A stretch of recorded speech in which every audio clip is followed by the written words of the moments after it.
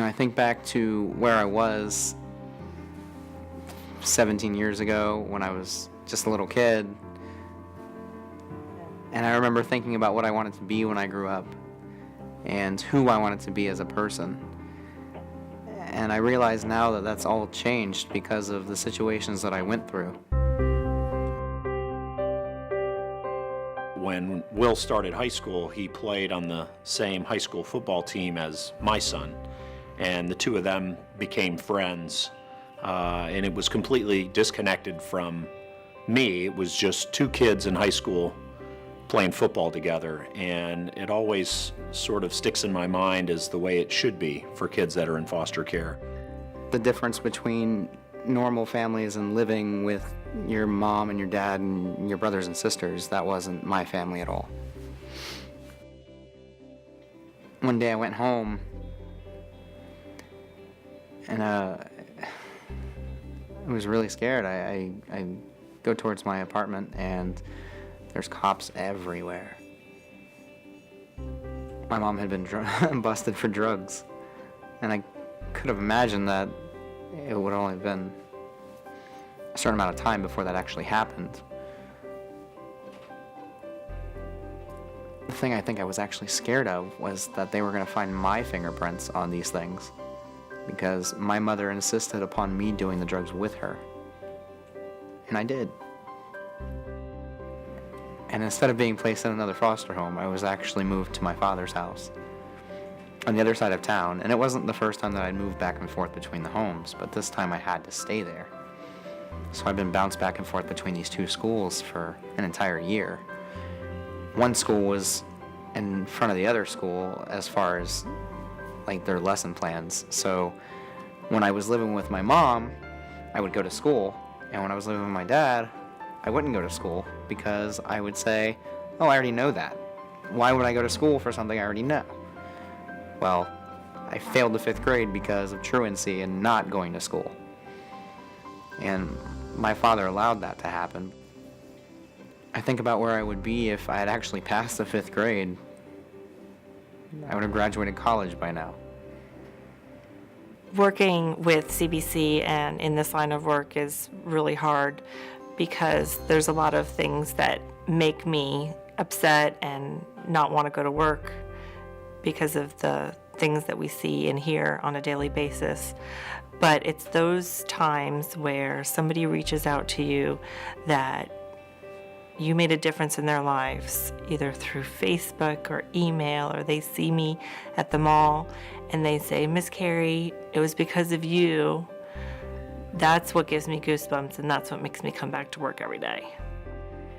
I don't think that I would have ever pictured myself at being 22 and, having a new car and being a manager of Panera Bread and doing things that my family hasn't done, going to college, being halfway through and knowing I only have 2 more years is one of those things that gives me that extra boost.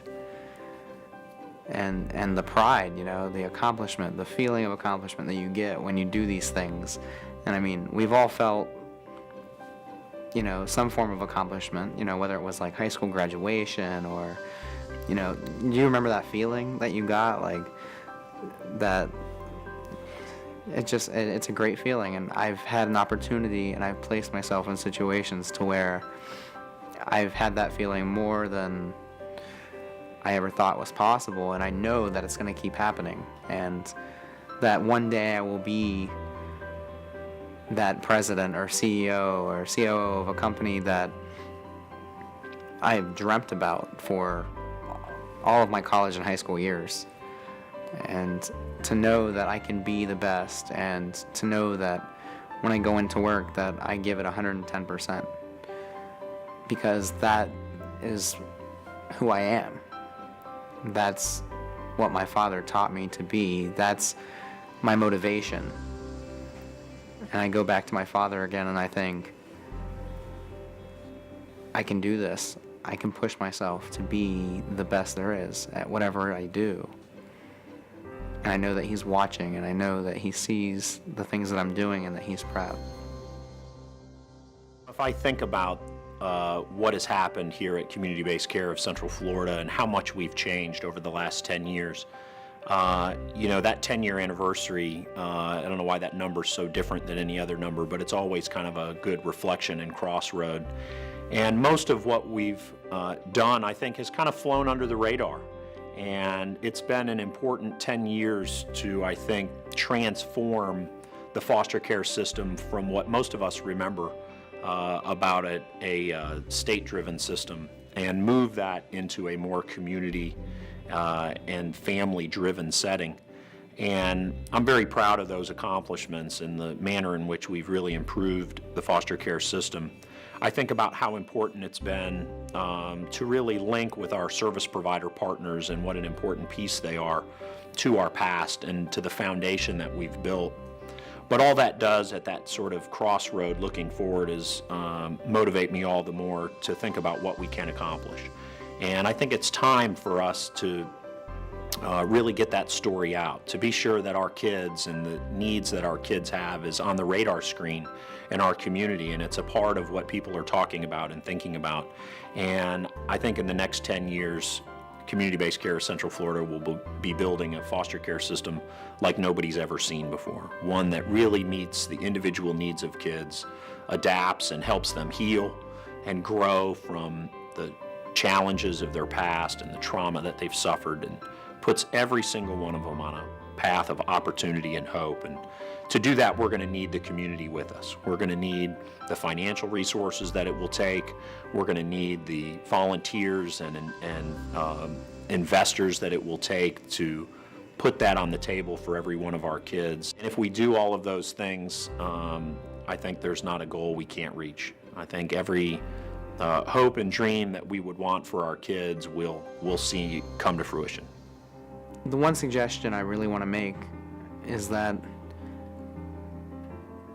hold those closest to you closer.